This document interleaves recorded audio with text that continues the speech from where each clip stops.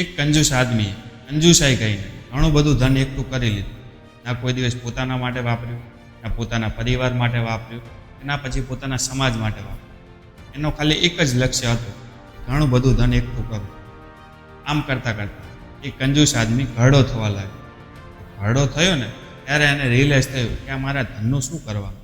એ હંમેશા એવું જ વિચારતો રહ્યો કે આ મારા ધનને કેવી રીતે વાપરવું.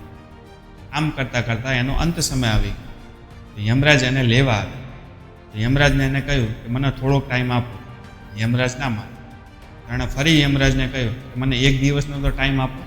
એના બદલામાં અમે જે ધન કમાયેલું છે ને એમાંથી અડધું તમને આપી દઈશ. તો પણ યમરાજ ના માન્યો. યમરાજે એને એટલું જ કહ્યું કે તારી જોડે છેલ્લી 10 મિનિટ છે, તારે જે કરવું હોય કરી લે.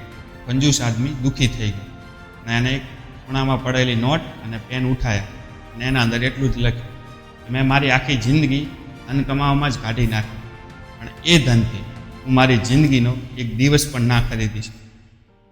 તો આના ઉપરથી હું તમને એટલું જ કહેવા માગીશ, તમારી આખી જિંદગી ધન કમાવામાં જ ના કાઢી નાખો. આ જિંદગી બહુ અનમોલ છે. એના દરેક પલને ખૂબ સારી રીતે જીવો. શું ખબર ગમે ત્યારે આપણે જવું પડે. આ માત્ર સ્ટોરી નથી, પણ ઘણા લોકોની હકીકત છે.